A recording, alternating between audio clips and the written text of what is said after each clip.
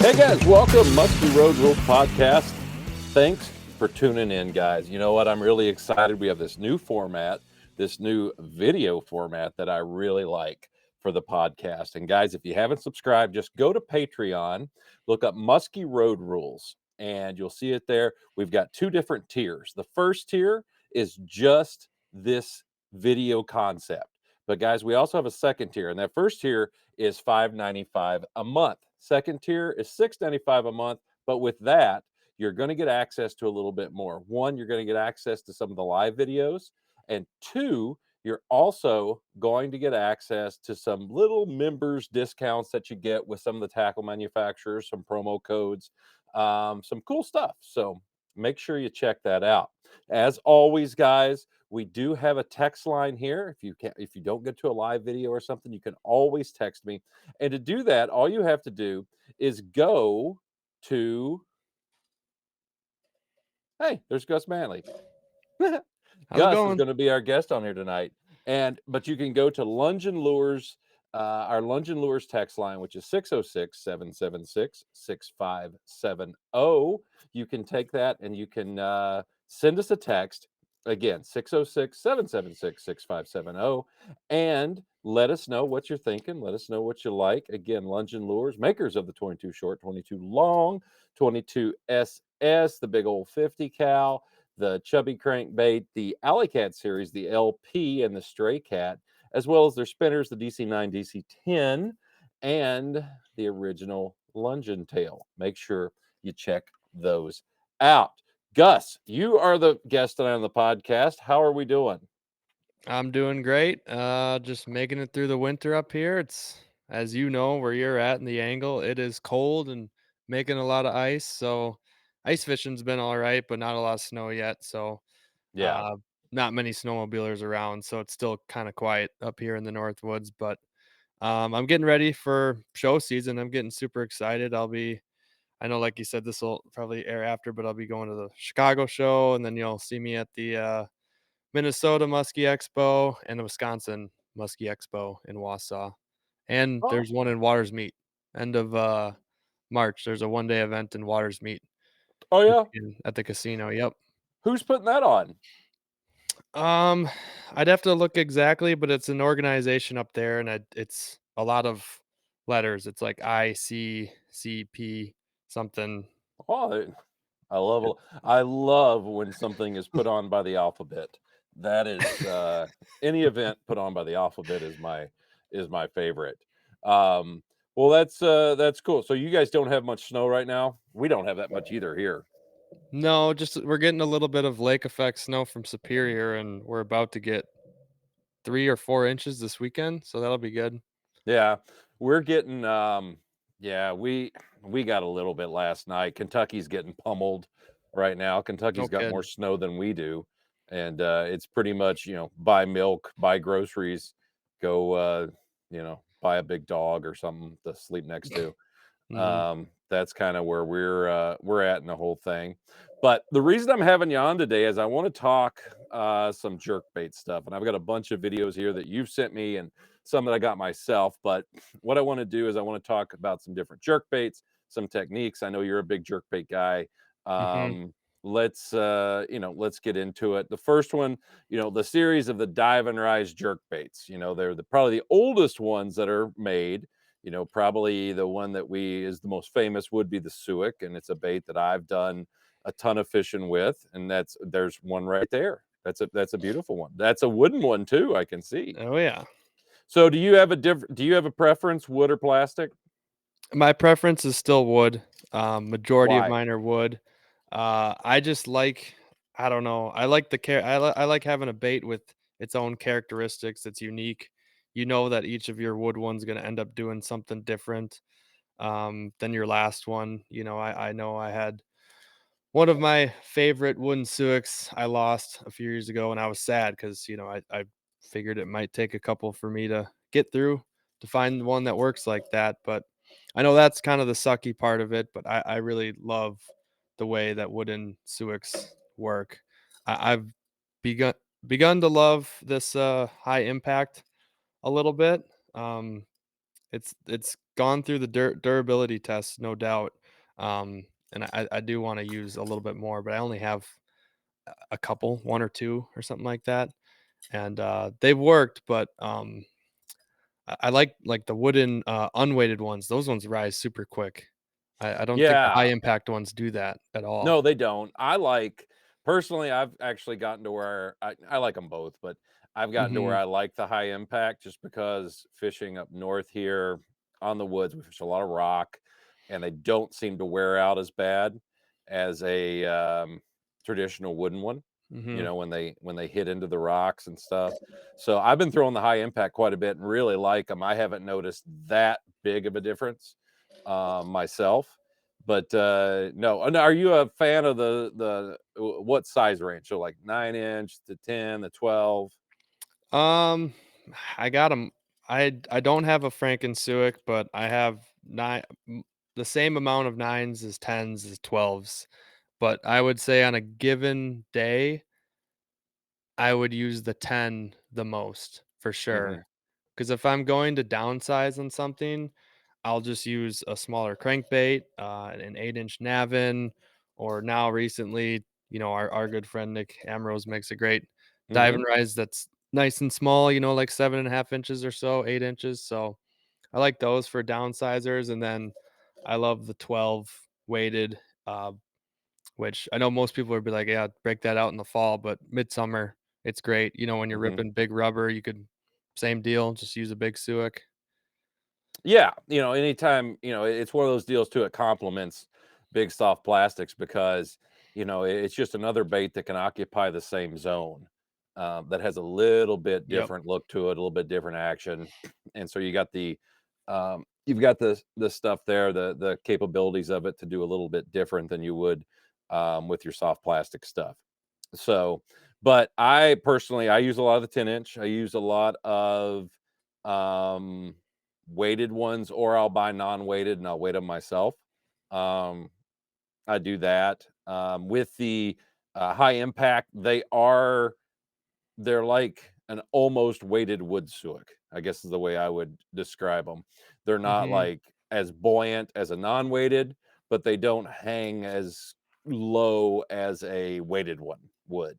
So they're kind of that nice in between. I can hang a bell sinker on it or drill in a weight system, whatever. It's so much quicker just to do the sinker thing. And Sure. then you can change it up really, really quick. Now, with these dive and rise baits, there's a lot of, I love them because they're just a great bait that I can give to anybody, and I feel like they can catch a fish on it. It's not a Yep. bait that takes a lot of, thought. It's stop and go. For the most part, it's just stop and go. Now, there is cadences and stuff like that you can play with, Yep. but if you give somebody the bait and they just stop and go with it, pull and reel, they're probably going to at least move fish, or if not, catch fish on it. That's what I love about the bait. And they're great for moving fish during tough conditions. And I really like them. So we got some videos here. Let's take a look at them.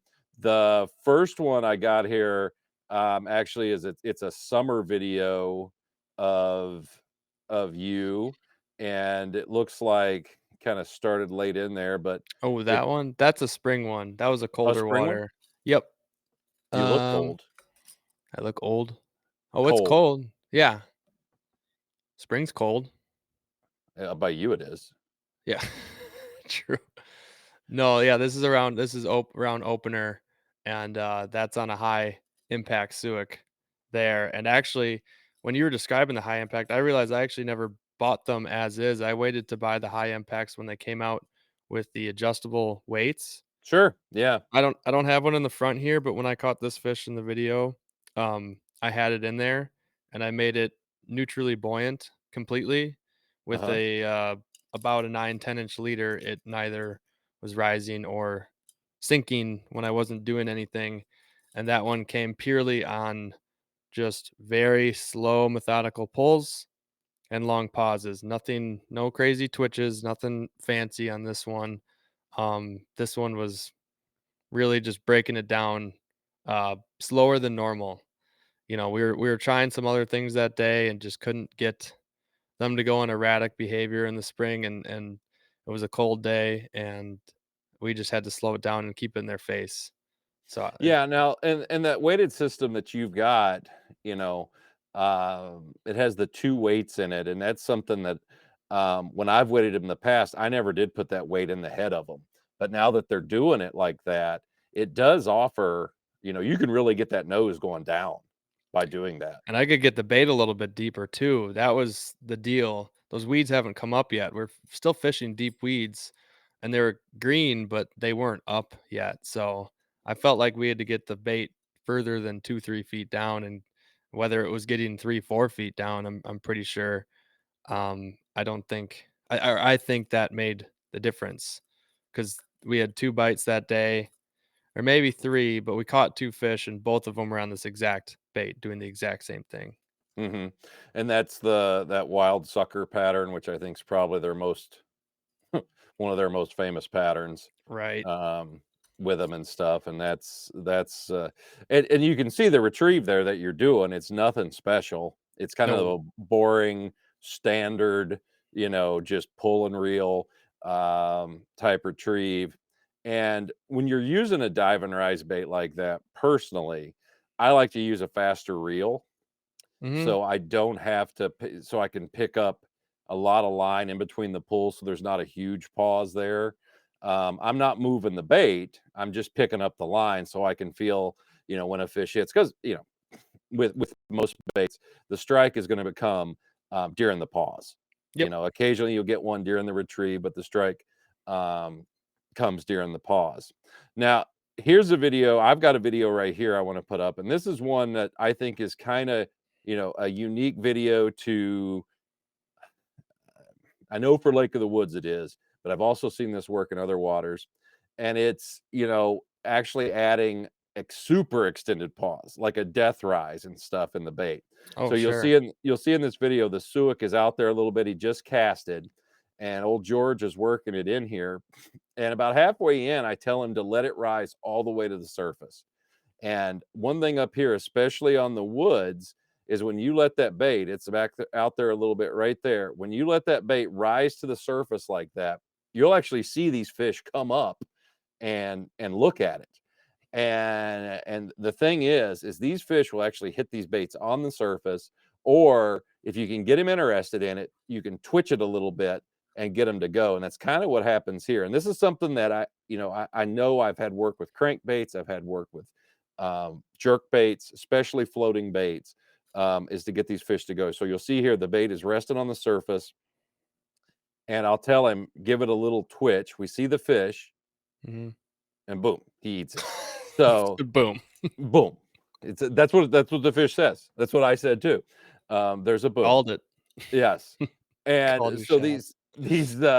these fish, they love, that pause, and especially, with jerk baits, with crank baits, um, with any of that, it seems like that over pause. So one thing I have started doing, especially with my jerk baits, the floating ones even, and twitch baits, is midway through the retrieve, uh, I will pause it sometimes and just over exaggerate the pause, especially on, super.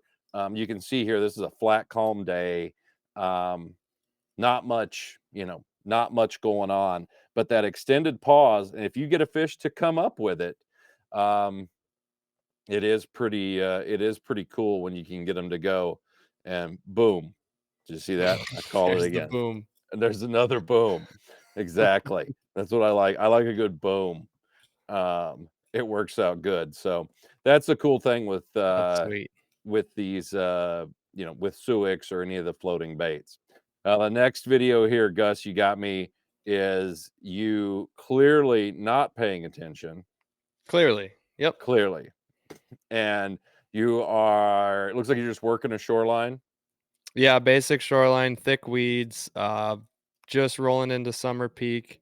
So I'm rolling with the 9-inch unweighted, working a system that has smaller, you know, uh, bait that muskies go after. So I'm not choosing the 10. And so this day in particular actually was a league night. I was fishing with Clayton Speece, and up until this point, he was 2 for 4. We were having a banner night already, and it was all on the Navin, and I was it was in my rig that night, so I was batting cleanup, and I for the life of me, I didn't wanna put on the Navin as well and just do the same thing that he was doing, even though I know that we would have different retrieves, so I was trying different things, bucktails, rubber. I moved a couple fish, but it was slow, and then I'm like, "Alright, screw it, I'm gonna throw on the Suic," and then out of nowhere, this fish happens that, takes me boat side, out of nowhere as I was, like, taking the bait out of the water, and this might be actually one of the few times I've ever seen a fish clobber a Suic while it's still moving pretty quick that I don't know is there. Usually, I'd maybe try and speed it up almost like a bucktail and then hang it purposely, but this one, I'm still moving it around. Now, did you see this fish or did it just shoot up? It just shot up. Yeah, you don't look like you look like you were a little surprised there. I had one hand on the rod, yep. Well, that's why I like to do it. Mhm. The Technique. this here too, watching the video, your retrieve is a lot different than it was in the first one. So why are you working the bait the way you are? I like working any unweighted or basically a crankbait or a dive and rise bait, like an unweighted Suic that goes up and down very quickly. I like to work a lot faster, so I like to get a lot of double twitches in there, a couple long pulls. I don't like to do the same thing at all, especially when it's this time of year where the water temps are, above 70, above 72 probably. I don't know exactly. And the fish, even if it is a cold front, they can move pretty fast to get their food. So I don't uh I don't like to do those giant pauses. I don't know if that's a Lake of the Woods thing there. I know I have gotten a couple to eat a slammer off the surface, Hmm. not a Suic. Um, I guess maybe I haven't tried the death pause midsummer. I do that more in the fall for Sure, sure. But sure. no, this one was, and I already had kind of a pattern to go off of. The ones that Clayton caught and got to eat, he was actually working it very erratically. So we had a pattern going that day. There wasn't anything where like I had to think of like, oh, should I speed it up or oh, should I slow it down? I knew what to do. I was just trying to get it done with a different lure. It was this one. This is a old one. Um, I think my uncle gave me, Bronze and perch. yep, bronze perch, unweighted 9 inch, and I think I have different hooks on this one, and I teed them, which I know people say you don't tee them, don't need to, or you shouldn't tee them, but I actually don't mind doing that for this smaller one. And I think these are the VMC, the 4X heavy. It's either a 3/0 or a 4/0, whatever works with it. I feel like it's a 3/0 the more I'm looking at it. I feel like the back one might be different weight, size. Whatever I did to it, I haven't touched it since I did this. It's one of those things with the wood ones. Once you have your Suic that has caught a fish, don't don't mess with it, Don't mess with it. Mhm. No, I get it. I get it. The other thing too I'm noticing in the video is your rod position, the way you're working this bait. The old Mhm. standby of short rod working it straight down to the water is really, kind of out the window now, especially with the longer rods. What length rod are you using your jerk baits for your like Suic? In this video, I'm using an 8.6 heavy. Hmm. I just after watching it now, I see which one I have. It's an 8.6 heavy, and I think I might even have it full spooled with like a 400 low gear, honestly. So I'm probably picking up a lot. It's not what I usually do. I don't know why I would have had that set up that night. I don't know. Who knows? I'm a It was in the boat, you needed one, and that's why you used I it. have a different 8.6 I normally always use dive and rise for with the 400 high gear. Um, Hmm. but either way, I like that length, or I might even go to nines, a Hmm. 9 foot heavy, 9 foot medium heavy to have a little bit of a tip whip for the Sure. smaller, crankbaits and really dive and rise because even a small crankbait can flex the rod pretty significantly because of the lip. But I like that, and I like going sideways. I feel like, I mean, I know going down is fine, but then you got a lot of time and space to hook set up where I'm already going to the side and I'm just going to set the hook in the exact same motion that I'm sweeping the bait, is just down to the side or to the side and maybe up, but I usually don't set up with jerk baits. No, no, you always have more power when you go across your body and you're Mhm. setting across your body instead of trying to set open fist, with Mhm. on the other side of your body. Um, and I agree with you. I like the longer rods, 9 foot, 9.5, even 10 foot myself, and working the bait to the side, using the shorter pulls. It makes it a lot easier. It also makes it to where you can do a lot more with the bait. And I think that's something that, in this video, you can really see that you're able to do it. You're also able to work it higher. The higher your rod tip, the higher That the bait will go in the water column. bingo. Those were some gnarly weeds there. I know it was just about getting to summer peak, but I remember that I had to, even with an unweighted suic, I had to be every once in a while, even on some cast, I'd have to let it rise to the surface and shake them off or something. But the water was dirty and the fish were absolutely fired up on dive and rise, because I want to say in league that night there weren't that many others caught. We caught 4 in our boat. We caught 5, 4 counted, and lost 1. Oh, so sorry. So before that, Clayton was 3 for 4. But I think nobody else caught one that night on bucktails. It was one of Oh, those things where, yeah, or they maybe just there's wanted one. yeah, they just wanted a dive and rise bait. Now, the other thing too, you're working an unweighted suic here, and with unweighted baits, um, you are working it quick. Let's get into tuning, because Mm-hmm. a suic, I have I have called them a lot of names in Mm-hmm. the past when I couldn't get one to run That's right. fair. What are maybe some tips that you got for tuning these baits? Have you got one there you might be able to show us? Yeah, this one I would probably assume I might have to take a look at this at the start of next year, because I'm seeing a little bit of some disfiguration there on one side. You might be Hmm. able to see it's kind of brought down a little bit, but I really do not have this one. How does it look?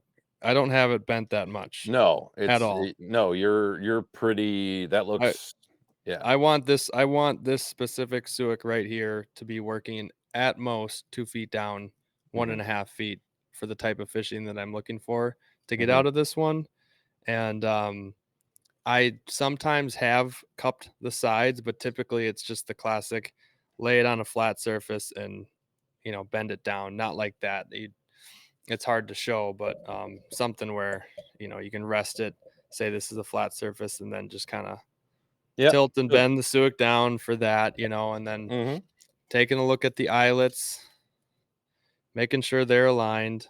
Um, got the hooks teed in this case, and I feel like it just had this grabbing at the top a little bit less. Um, mhm. I don't know. I think that's really how I like to run this Suic. Suics are, I think people get turned off by them because if they don't run right away, or they bend it a little bit and they don't run right away, they just like toss it. I don't know. You got to maybe chuck it out of your car with like a string on it or something like that. You got to beat it up before she really Do you gets ever mess going. with the eyelet, the pull point at Yep, all? Do you ever that will twist. This one I think I can. Yeah, there Yeah, I just fully twisted it wrong, and then I can just fully twist it back. That's mhm. still crooked, and maybe crooked is good. Maybe that actually is the way that you want it to I have adjust found it. yeah, I have found with the wooden ones that sometimes you might have to really crank that thing to one side or the other to make them work, Or like a and crankbait and pull it, twist yep, it that way, not just untwist it, or you don't want to do that, but pulling it the other way with like a pliers, something like yep. that. No, all that stuff, and, the thing is some of them, once you get them going, they run great, and then someone casts it and hits a tree with it, and doesn't run anymore. They do have a shelf life. Some of them go through like 2 fish, and some of them will get you 10 to 15 before Yep. they get screwed up. Exactly. And they're, it's just amazing to me how awesome of a bait they can be. And, once you get them tuned right, that's a Yep. huge thing, And here I got another, I was going to show this. I got another video here of us, pause it there, from last summer, working some shallow weeds and rocks. You had to make real short casts. Noticed here, I got Sean working this thing in, and you literally couldn't get it much deeper than that. The weeds were so thick, and you're just popping it literally just right along the surface. And then once it gets to the boat, you could get it down a little bit deeper if you wanted. But what I was, this fish here, literally scared the shit out of all of us. Just pops up right at the boom.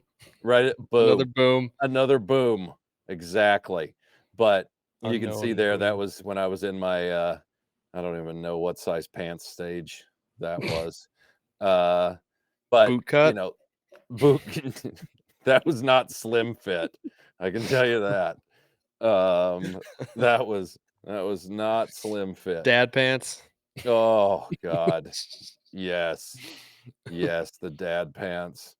But no, working these baits, and actually playing with them and keeping them high. That's the other thing cool about a suic. You can work it through the thickest weeds, right? I mean, it doesn't have to be super, unclear. I mean, just like what I'm doing right there, literally popping it on the surface, getting it down a few inches. And hey, if you even have to pull it over some stuff, that's fine too. Right. I've had really good luck in real thick weeds, literally twitching it like that and then pulling it down in the pockets. That's all big, and that's all really good stuff there when So you're working them. what do you think happened here with this fish? Do you think this fish followed it in from that thick stuff, or what's the guy in the front throwing? Do you think he raised it and it's sitting under the boat, or He's throwing a topwater. I think that fish probably had followed it in the cast before or something okay? and Because was it looks just like you're hanging working out. the spot pretty slow, like you're picking it. Yeah. You're Yeah, probably well, you picking had it to apart. here. I mean, it was just so weedy, and the only way I could get these fish to go was on suics for some reason. And it was just so weedy that was our only option. We had tried doing some spinner baits and topwater, but they would follow them, but the only way to get them to eat was on Okay. on the jerk baits. That was Mhm. our big thing. Now, you did send me this, and this looks like a fall deal here. um I That think was you had on Nick's hammer jerk dive and rise. Let me grab it. It's sitting on my wall right there while you play it, Yeah, and then I can talk a little bit more about it. I'm glad you were prepared. This is really nice. But it definitely looks like you're dragging some suckers out there. And yeah. But the cool thing about these dive and rise, especially in the fall, these real heavy ones like this, you can get it down a little bit deeper, and you can put that thing right in the zone. Now, how deep will that dude go? This dude is really actually only in that video maybe peaking at 4 feet. Um, but I'm still working weeds that come up fairly high. This is fall time, but it's I we were still seeing fish in sub 12 feet. And I think a bait going 4 feet down and 12 feet of weeds is plenty for my liking. And all I did with his is he comes with the option to thread a weight in it. And I want to say, don't quote me, I think he comes with a small weight. I Mhm. bulked it up. I made it heavier so that it was rising slower and it got at least an extra foot down. And his tail is a little more sensitive. You really don't have to touch it. The only things you'd have to do are barely go up or barely go down, and that would make the lure either go kind of more like a suic, or if you bend it more down, it's gonna really wobble down like almost a crankbait. You could troll it, honestly. Um, How now it looks like in here you've got it bent down a little bit because it is wobbling some I as like it you're wobbling. Yep. working it. And I mean, it looks great in the water. And then how are you kind of explain how you're working it here? So I'm actually using it more like a pull bait. If I slackline hit this bait, it does not do it does things. It probably would catch a fish, but I am pulling it like a pull bait, reeling up the slack until I feel the bait and pulling it down um, because I want it to be doing the straight wiggle and coming right at me. And the sweet thing about this little guy is that when it's rising, it starts turning and it looks at the fish so that, if Hey, it's move going back like down. that, and it's like, "Look at that. Here's a nice little T-bone for you to go and grab." And then I get my tension back to pull the nose a little bit forward, and then do my next pull. And then So, you get the boom. I get the big boom. Yeah, so that, um, if you go back to that eat or when, during that cast, I'll explain it before it happens. The crazy thing about that one is I don't know if I had some boom sensey se boom senses tingling. I meant to say that or Spidey's spider senses Spidey's tingling. I was Peter just staying Tingle. on yeah, You got a Peter Tingle? the Peter tingle. That particular cast, I decided to just let the bait rise for an extra bit. You can actually see my, hand twitch like I'm about to jerk it, but I don't, and I have no idea this fish is here. So I don't know what would have happened if I do you see I was about to pull it? Yeah. And then I didn't, and it ate. So I don't know if I jerk it and the fish completely misses the bait and I screw it up, or it comes into the figure eight and then I'm screwed, or that was just a one of a lucky cast that now I learned with this bait and any dive and rise in the fall is to just give that thing an extra pause at the boat, no Sure. matter how No, clear water you're in. I totally I totally get that. I mean, it's pretty cool when you can get those fish to do that. That's a really nice fish. Now you have some more you sent me here of Mhm. some mistakes you were talking about. Yes, there was two in here of lost fish, and I can There you just you're there There, you I you're there's the fish dejected. gone, yeah. That fish go. You Now go we're gonna now. go on to guess what color this one used to be? Foreskin. No, good lord. No, Greg. Oh, my bad. Uh, it is now, but it was black perch. So, Looks like it's been used. couple times. Mhm. So this one, actually, as you can see, I don't have that big of hooks yet. I'm still, playing around with Navin hooks. I don't hate nor love the ones that they come with. I still just prefer changing them out. And what I did at the beginning, I lost some fish on the original hooks. I switched them out for the longer Oh, shank there's your mustads. you had a boom and then you upset. So I think in that case, I was using the longer shank mustad 6/0 Mhm. on a 8-inch Navin.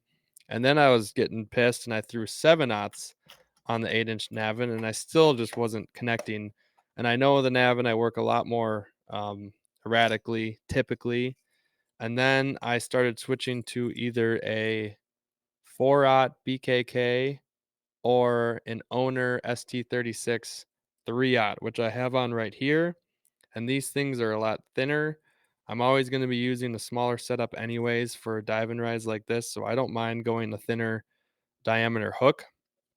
And I noticed towards the end of the year that these were super sticky and had great hookup, and you don't have to tee any of the hooks because these come already so that you can have it so that they kind of lay flat on it and Sure. off to the side and I warm down. personally am a big fan of thin thinner wire. I wanna use the thinnest wire hook I can and still think it's strong. That's kinda Mhm. my theory on it. I like John Betty of Stealth Tackle is gonna have some blood run hooks, some 4/0s Ooh, at the Ohio Muskie Show and the Chicago Muskie Show, at all the muskie shows. Those are the stickiest hooks and strongest hooks I've ever used. that's good to Um, know. they are I mean, they are not cheap, but they will absolutely. You have to watch them because I hook myself all the time with them. and it's not fun. But they are the stickiest. They're blood run. John Betty stealth tackle. Go by his booth and call him a name and buy those hooks. You're gonna really like it. You really got pissy on that one. Look at you, just you're on the floor. You're Hmm. that you were not happy. I'm not happy. And for the people who are not watching, I'm totally just rolling around right now. No, I am pretty mad because like we said before we started recording, I knew about this fish and it's hard to see in just, a wide angle GoPro video, but it's like a mid 40s fish. It's a really, really nice fish. And I'm probably half-ass paying attention. And I think that mistake boiled down to I just haven't figured out yet the right hooks to use on a Navin, and I think I finally figured out to go with the thinner diameter hook and just never over horse that fish. Never, try and horse it in for any reason. And really, some of these thin diameter, more expensive hooks are actually quite strong, really Oh strong. yeah. No, and that's what I love about them. And think about it, the thinner the wire, the thinner the less barb, the thinner the point, you're gonna have, a lot better hook set, a lot more penetration power, um, on those fish. So, Yeah, that's the big thing. And you sent me another one here of, you not being very happy again. What's going on here? I was happy here. Fish was caught. Oh. Oh, Or do well you? We can go to the other unhappy one too. That one was on a weighted wood Suic. oh, okay. So this was, This was uh a summer pattern where it's kinda going back to a slower retrieve with the Suic and getting it down a little bit deeper, being a little bit more mindful of my pulls. I want it to get deeper. I'm working deep weeds, a deep weed edge, and, I feel like at that sunset time frame, I was solo, so I really didn't have a lot to play around with. I mean, I could have thrown top water. I could have very easily thrown a bucktail.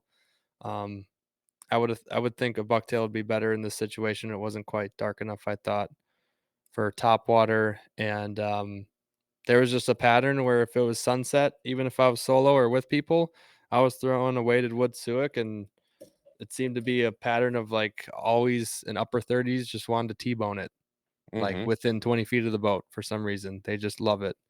I'm not sure why, but I like that pattern No. because it's different. Normally just throw on a bucktail in this situation because there's a nice chop. There's a couple clouds. It I looks, I see guess, a a cloud. little. Yeah, I guess the more I look at it, it's not a super tasty, juicy day. Um, but Fish bit. That's all that matters. that's all that matters. Exactly. Alright, so now let's talk about, glide baits. Alright. Hmm. Now, do you glide bait fish much? I've gotten more into it. I had more fish and hookups and lost fish this year on them, but it was because I threw them more. But I definitely saw their time and place.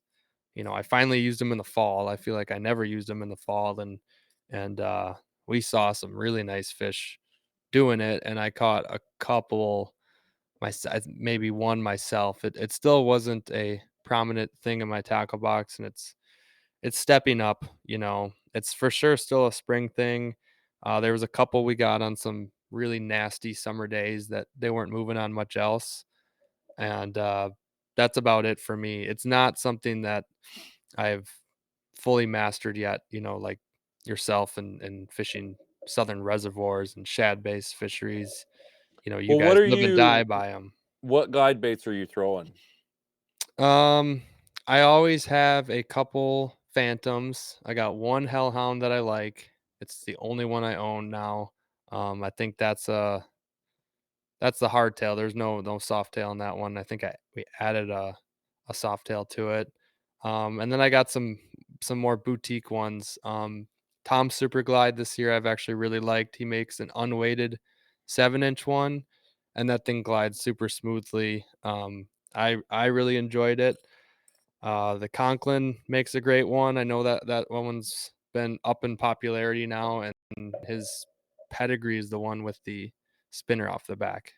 Mhm. I like that one because it's a little tighter. walk. It's a little bit more. It takes a little bit more brain power to work that one, I think. People have asked me on how to work it because they can't get it to work, and you got to be a lot more mindful with that one, whether it is on the reel, or you are twitching the rod a little bit. I like twitching the rod with that one, whereas like a Hellhound or that Tom Super Glide, I would use the reel, or Phantom then would be I like to use the rod Yeah, for that's that. the big thing with glide baits. I'm not young, so I started out glide baits to me were reef hogs, um, and some of the old original cobs. Those were the big glide baits that we used, and they were all ones that you could not just use the reel. You had to use your rod. You had to develop a cadence.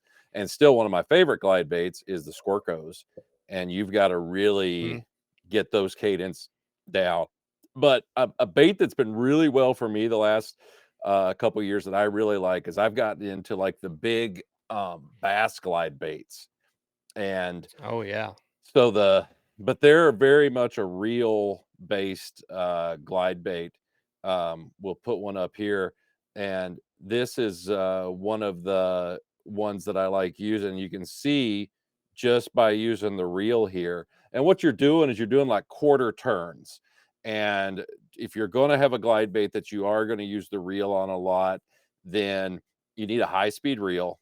You need something to really, when you go to turn it, you've got to give it a good little tick with your hand, something fast. You don't want just a slow like that. If you do, you're not going to get the glide out of it. You're just going to get a, "Eh, A meh. and, yeah, and then you don't get the boom. You got No to get, boom. meh, meh. That's what yeah. You got to give it a little quicker. If you give it a little quicker, you are going to get that bait to glide. And if you have a high speed reel, it's really going to Mhm. help you out. That's the big thing. And by doing that, what it does is it causes that bait to jump side to side.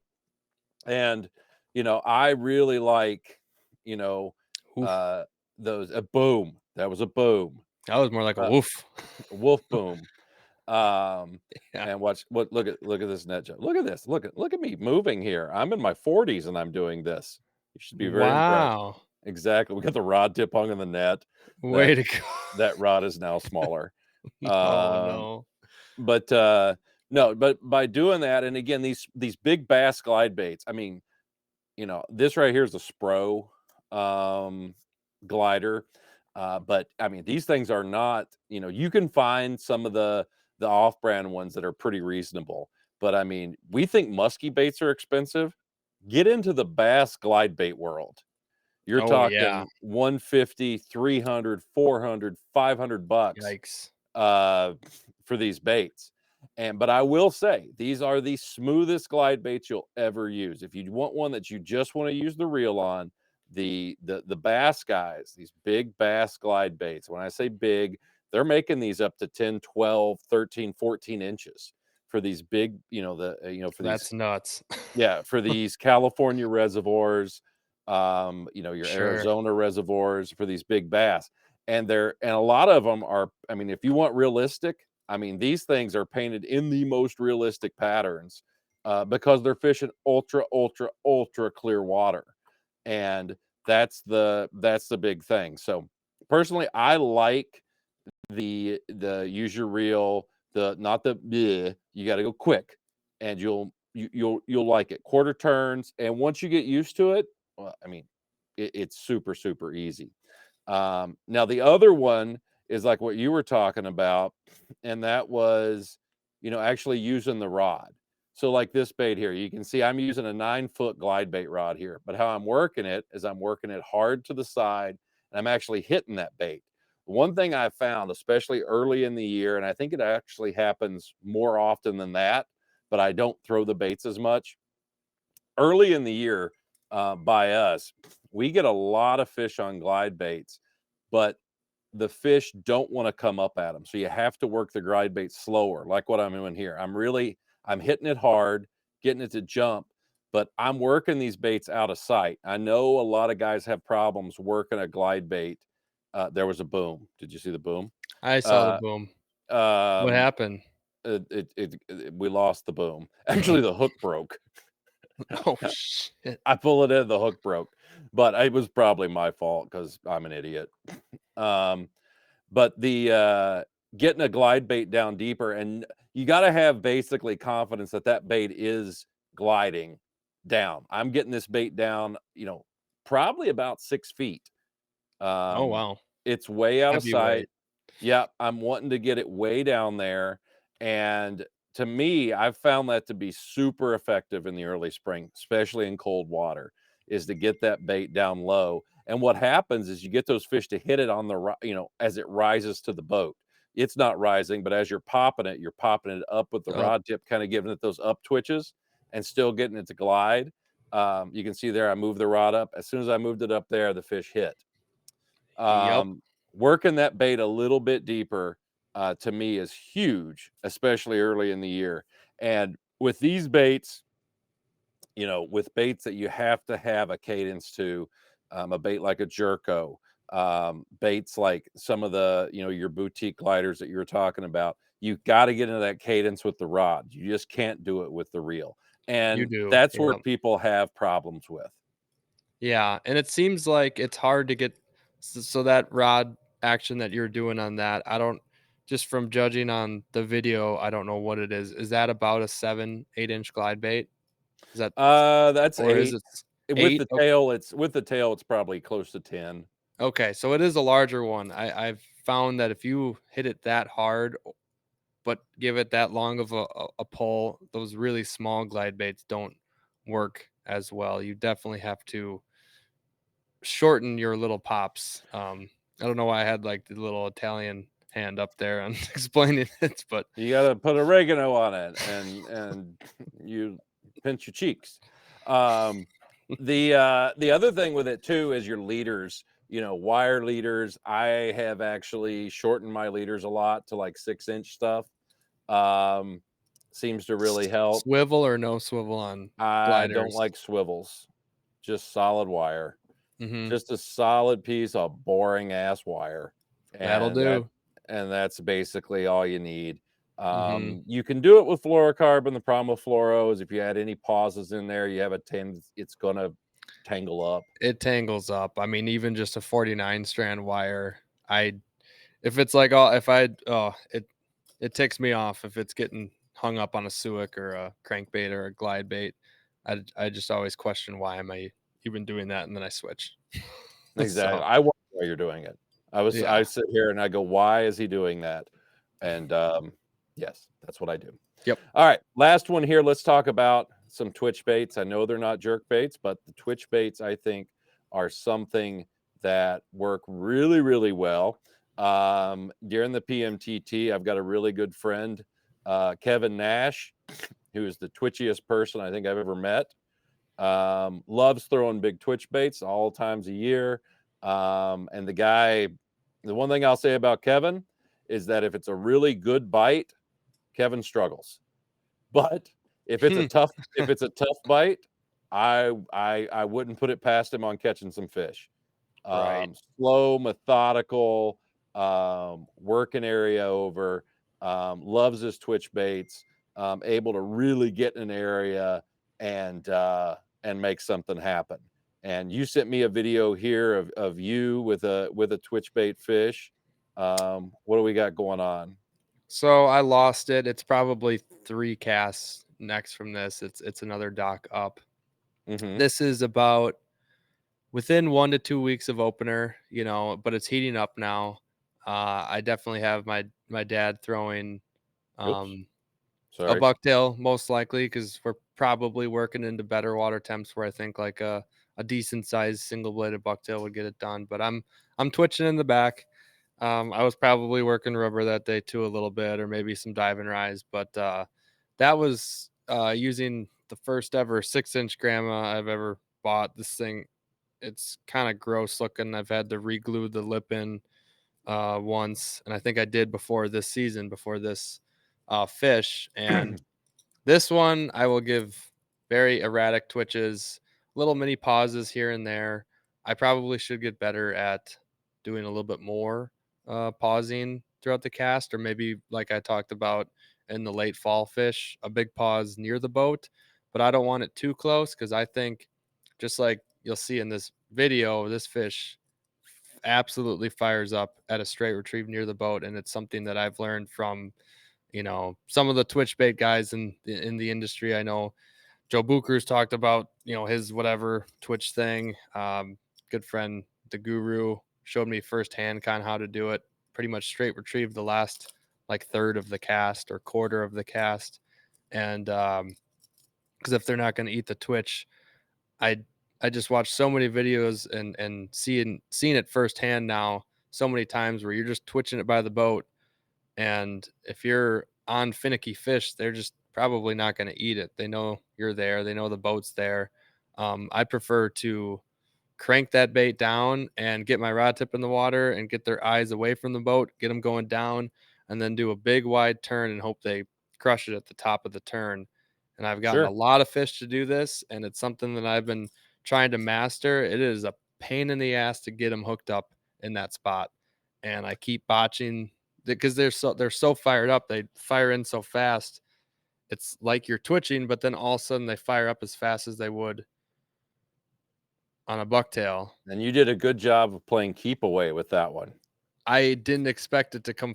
I saw it coming in, and then as I was doing the turn, the fish fired up so fast, and I needed to be ready to basically make a hook set right back into his face. Yeah, well, you can see the fish right there, and He's you're pretty, going, yeah. and He's he's not kind right of on it. no, no, he's like, you know what? He's like coming up to you. I'm asking directions. Have you seen how do I get to this point? And then as you make that turn, that's when the fish gets fired up, Hmm. and that's just doesn't go well for it goes well for the fish. Oh, it's Uh, great for the fish. not as much for you. Not as not as much for you. Yeah, No, I feel no, bad for you. thanks. I really appreciate that. Well, It's the thing with okay. It was early in the year. We caught some more fish after that. yeah, well, the thing is though is too, when you're working this, I notice sometimes you're doing side pulls, but you're also I seen that, early in the retrieve, it looked like you were doing a few up pulls. Um, Yes. I'm a big fan of the up twitches in a lot of baits. Hmm. I think up twitches are something that aren't done as enough. And if you notice too, you're just doing small pulls. You're not doing big long pulls here. So No. you're just trying to get that bait to kind of stutter around out there. Yeah, because Um, the little grandmas don't do a lot. They mhm. they wiggle super tight, and the way that I'm getting it to walk a lot is the up rips and the erratic um, slackline twitches. Sure, sure. So Well, here's a video. I've got this one. This is of a 10-inch Jake that I use. You can see with the one thing I do here at the beginning of the video, I always usually start out with up twitches. Okay. I love doing the up twitch. And what I do is I actually take that rod and I put it into my thigh and actually, pull that rod and make that bait move on the surface. I really like that. And by putting it into my thigh, because I'm not 25 anymore, it really saves your shoulders. No matter how old you are, like I said, my buddy Kevin, that's how I've noticed how he does it. And he's 66 years old and still twitches a 10-inch Jake all day. yeah. Um, and it definitely saves your body by doing that. But here's the like I said, the big 10-inch Jake. Now, what I'm doing instead of doing the smaller pulls, I'm using a 10-foot rod here. I'm using a 10-foot Thorn Brothers Stealth heavy. I'm not using the extra heavy. So you can see I've got a little bit of tip bend there at the end of the rod. And I think that really helps sometimes with crankbaits. It gives it Hmm. that little bit more action and makes it nice. And this fish just kind of pops up on it as I get it to the boat. And see, I do some up twitches towards the boat and then I let it pause. I like doing the extended pauses sometimes, but this fish just kind of pops up, whoop, and I blow it.